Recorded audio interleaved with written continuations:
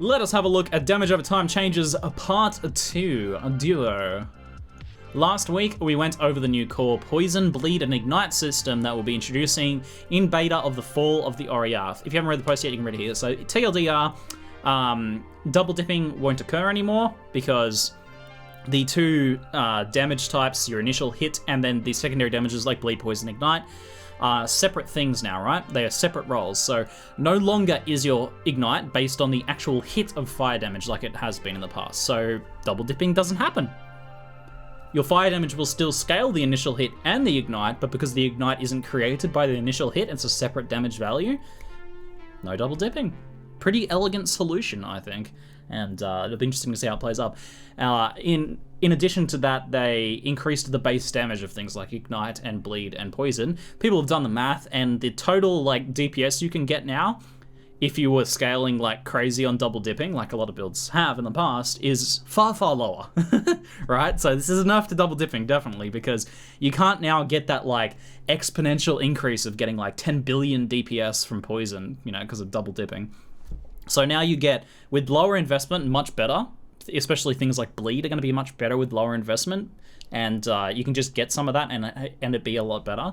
And you can specifically scale into it to make it stronger, but you're never going to get this like crazy double dipping damage. In this post, we'll go over how these changes will interact with various game mechanics and talk about some of the new mechanics we're introducing to improve damage growth and give investment options for characters. So this is talking now about the follow-on effects of those sets of changes in part 1. Poison and Bleed as ailments. So it was mentioned that these would be becoming ailments now. Until now, Path of Exile has had 4 status ailments: Ignite, Chill, Freeze, and Shock. These were usually referred to as elemental status ailments because they're all elemental. In Fall of Oriath, Poison and Bleed will now be considered ailments, just like Freeze, Shock, Ignite, and Chill. This means that like other ailments, they aren't considered skill effects and are unaffected by modifiers to skill effect duration. Oh, okay. Such as the increased duration supports. You can't increase the duration of Poison by chucking an increased duration on there. There are now specific modifiers, so no like duration double dipping on like Blade Vortex, for example, where you like put a Blade Vortex that double dips your Blade Vortex duration and then your Poison duration as well. Okay. Lesser forms of double dipping are getting tackled here too. There are now specific modifiers to bleeding duration and poison duration in the passive tree, so you can invest directly into that if you like. In addition, the skills Puncture and Viper Strike will now have a special property of treating bleed and poison respectively as skill effects, allowing more bonuses to their duration on top of modifiers to ailment duration. So for bleeding and puncture will be separate to this, so if you put increased duration on bleeding, on like puncture, sorry, it will affect the bleeds, okay. We're also shorting the phrase status ailments to just ailments. Existing effects that stated that they interacted with ailments have been renamed to clarify that they only apply to elemental ailments. But we'll be introducing new effects that apply to all ailments in the future. Some features like Ascendancy class mechanics may be changed to apply to all ailments during the beta or after. Damage ailments and critical strikes. Your critical strike damage multiplier will now not influence poison, bleeding, and ignite damage. That's obvious because of the fact that they're not based on the initial hit anymore.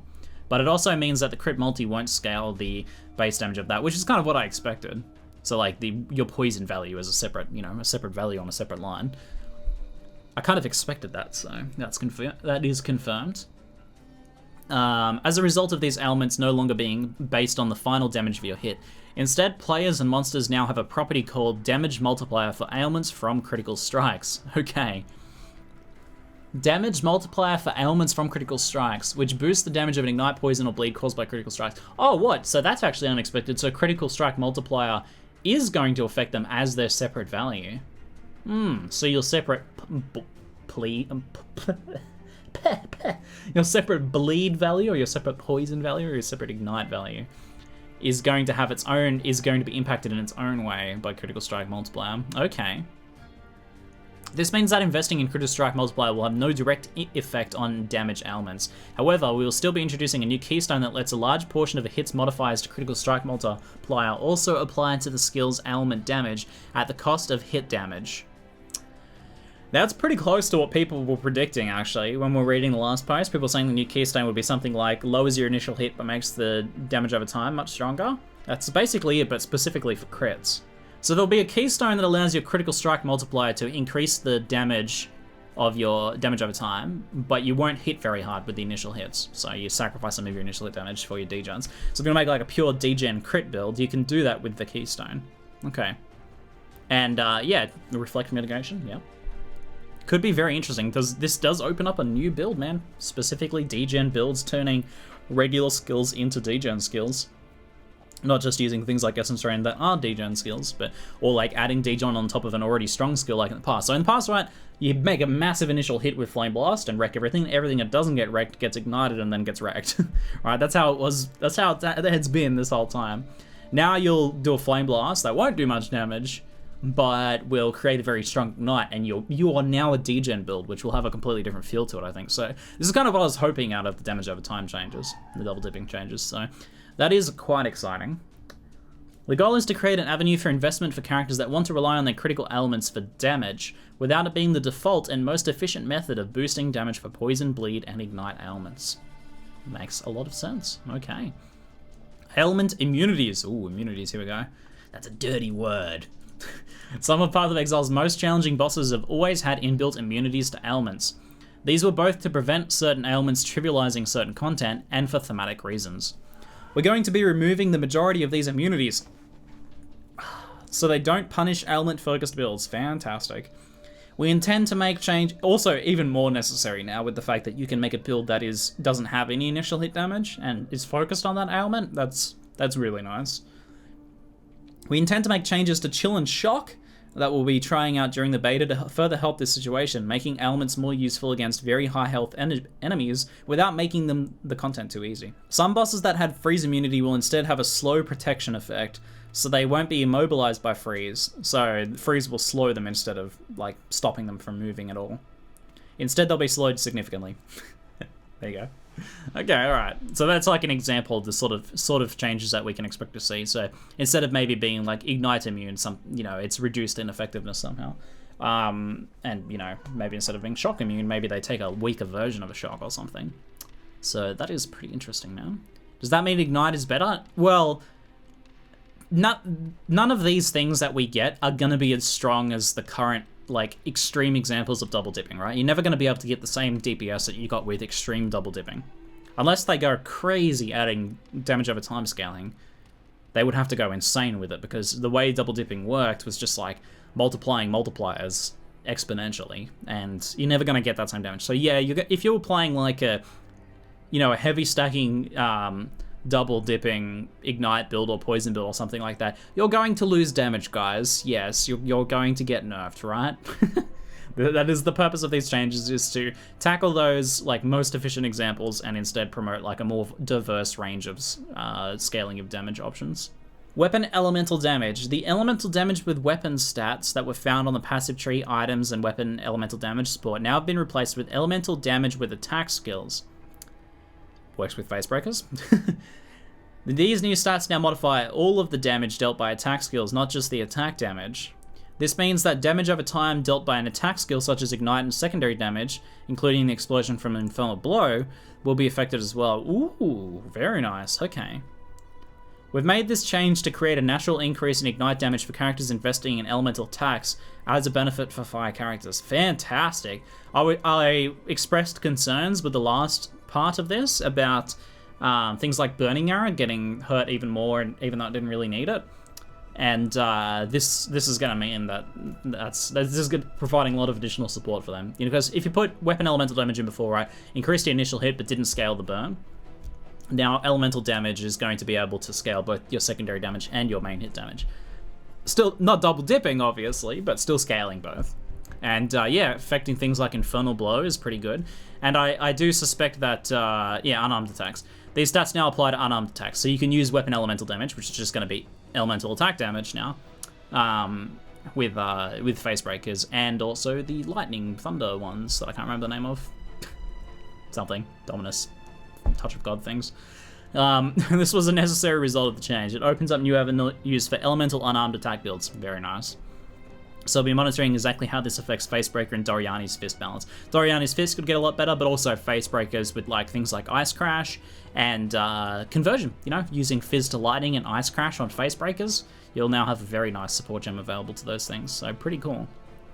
We've slightly reduced the damage bonus of weapon elemental damage support gem to compensate for this change, I guess, as it was too ubiquitous, that's the word I'm trying to say, ubiquitous for attack builds, even those that didn't convert all of their attack damage to elemental damage. It has been changed to more elemental damage with attacks and will be renamed appropriately. So it's getting a little weaker, but be able to be used with different things. We'll have to see how the numbers pan out for that, as to whether some builds that were using it before stop using it in favor of something else, but I suspect it's going to open up to a lot of builds now that can potentially consider elemental conversion as an option. And then, yeah, affecting things like Infernal Blow is really nice, so pretty good. But mostly I'm excited about things like your Ignite attack builds, which have always been like, okay, but never anything insane. Never as insane as something like, you know, Flame Blast, where you could double dip on fire damage and area damage, and that was available in that area of the tree, whereas all you had that double dipped as a like a projectile attack Ignite build was projectile damage, and there isn't that much of that on the tree.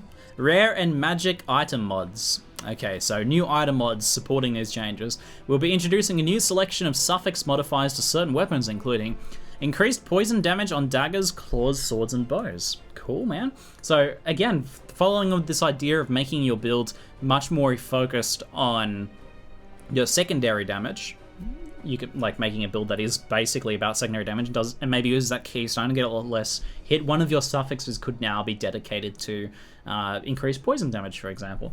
Local chance to poison on daggers, claws, swords, and bows. Ooh, cool.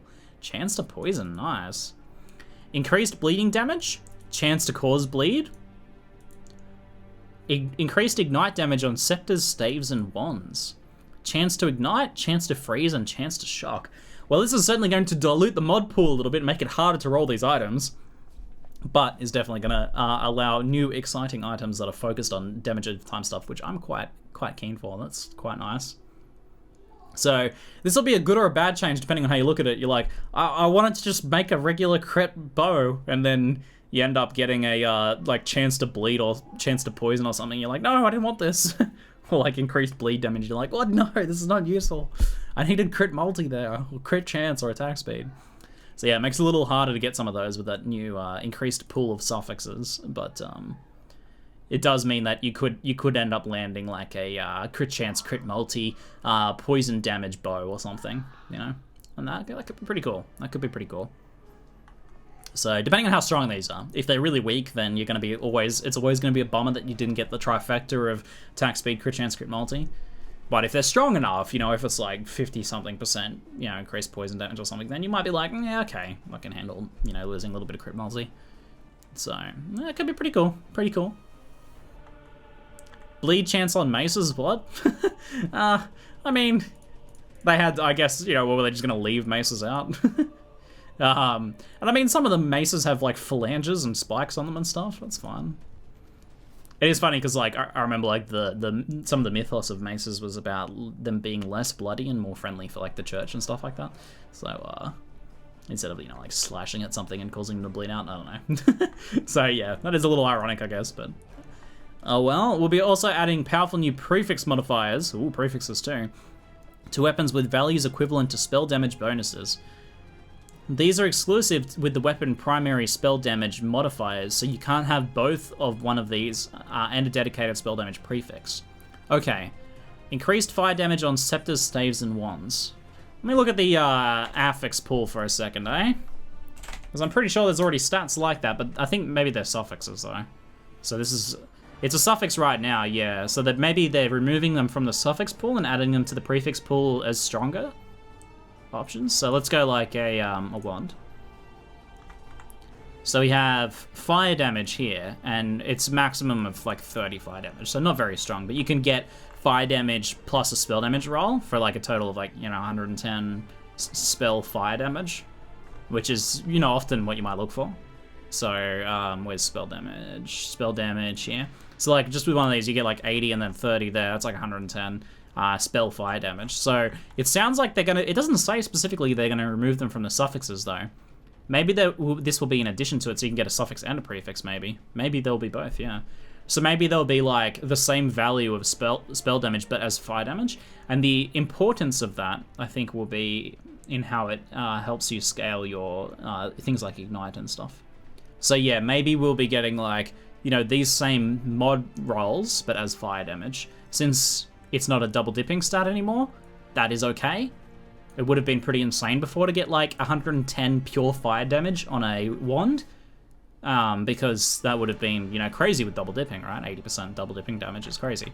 So I guess now that the double dipping has been changed, it's okay for ZiggyD to add that mod. So that's probably what's going on here, I think. These will create new items with benefits for different build styles. These are the first of a larger selection of new item modifiers for equipment items. We'll be revealing more of these in upcoming posts. So they're planning on substantially expanding item modifiers. I'm pretty excited by that. I like it, an increasingly diverse pool. It means you find like a greater variety of items. It means more items are worth looking at, I think, as well. It does make it harder to potentially craft things, but it also means when you're crafting something, you're less likely to get something that's specifically what you want, maybe, but there's still a good chance of getting some combination that's interesting and good for another build, which I'm down with. That's like part of the fun of crafting. You like craft something really sick, and it's like, ooh, this is really sick. Not for me, but really sick.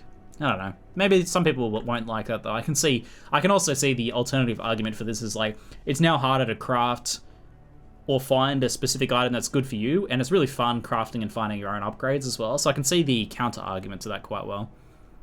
But if they're interesting new mods, things like, you know, adding poison chance and stuff on weapons, like, then it could open up more interesting stuff, you know? I'd like to see some cool mods added to the chest slot, especially, actually. I think the chest slot could use some love, and adding more interesting modifiers to that could be really cool to make it a bit more competitive with unique items. Here we go. Projectile, area damage, and skill damage over time. Some skills such as Essence Drain had a stat saying modifiers to spell damage applied to this skill's damage over time. This affected all damage over time that was caused by that skill. In the Fall of Oriath beta, this will be replaced by an equivalent modifier that will only affect specific damage over time effect that a skill inherently applies. Not any others caused due to stats on gear support, such as Poison or Decay. So if you add Poison or Decay to Acid Strain, spell damage won't scale that anymore, or it looks like they're replacing it with another mod. Previously, any damage over time applied by a hit was considered projectile damage. It inherited the tag, same as inheriting the area damage tag as well. If that hit was considered such, so if you hit with a burning arrow or something, then your fire damage, the ignite inherited the projectile damage modifier. Damage over time is now never considered a projectile damage, and so is not naturally affected by modifiers to projectile damage. Some skills such as Caustic Arrow will gain a modifier which allows modifiers to projectile damage to apply to that skill's inherent damage over time effect. So Poison Arrow, or Caustic Arrow, sorry. Living in the past. Caustic Arrow will have like an Essence Drain-like mod that allows projectile damage to affect it. This does raise... I'm going to read the rest of this before making any assessments here. Probably a good idea. Okay. Like the above modifier, this will not affect damage over time skill might cause, right? Many other skills that were most penalized by this change, such as Essence Drain, have had their damage improved to compensate. I hope that applies to things like Burning Arrow, because I remember that was one of my kind of concerns, you know. One of the limited ways of scaling the secondary damage was projectile damage, and there was not that much of it available, so... Hopefully things like Burning Arrow and stuff get buffed in ways of scaling the secondary damage, which from some of the other things does sound like it. Okay, I have some reservations and concerns. We'll have to see how the numbers pan out, what things we have available to us, but yeah, some residual concerns from that change as to how like attack degen builds will be affected. So same thing basically with area damage. In beta, damage over time is only considered area damage in cases where it's being applied in an area. So like Caustic Arrow, right? If moving out of that area means you're not taking that damage anymore, then it's area damage. Caustic Arrow. If you can't get out of it by leaving its area of effect, it's not area damage. This means effects like Vortex, Burning Ground, or Fire Trap now deal area damage over time. If something just applies separate damage over time debuffs to each thing in the area, such as a Blight skill, or a group of enemies being ignited by the hit of a Fire Trap, then that will not be considered area damage. So no tag inheritance, but things that are obviously area degen will be affected by area damage. I must say though, they're taking strides towards the game making sense, right? Like the game's starting to make a little more sense, right? Removing some of these kind of like, the hell, that's a thing? Aspects and making it make more sense. So it's going to be a little more intuitive now, which is good. That's a stride forwards. Okay. Something just applies separate damage over time, debuffs each. Yeah, so like an ignite from a fire trap, it would not be considered area damage. In addition, bleeding, ignite, and poison are never considered area damage because they're never applied by an area skill currently.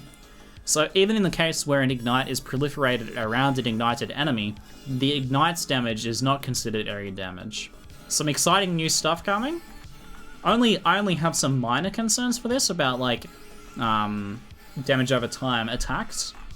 But they are getting some love as well, like for example with the more elemental damage to attacks. Overall, pretty happy with this. As I said, this is leaps and strides forwards to the game making sense. So that's quite good. Yeah, that's true, Horsjohn. Concentrated effect is probably the biggest aspect to that area damage change. Because that absolutely made a huge difference to how much ignite damage you're getting. You know, chucking concentrated effect on your flame blast to single target down a boss, making that ignite far, far stronger with a big multiplier. Yeah, that'll be like the biggest change out of that for sure. So that is like a pretty substantial nerf to like single target scaling. We'll have to wait and see how that pans out with how many options we have for scaling those things. It'd be interesting to see whether the options that we get though don't really provide like a big boost to single target, more so much as just a flight boost to everything, your clear and your single target. We're going to have to use burning damage gem again. Well, they're changing it to a more multiplier now, so it'll actually be worth using.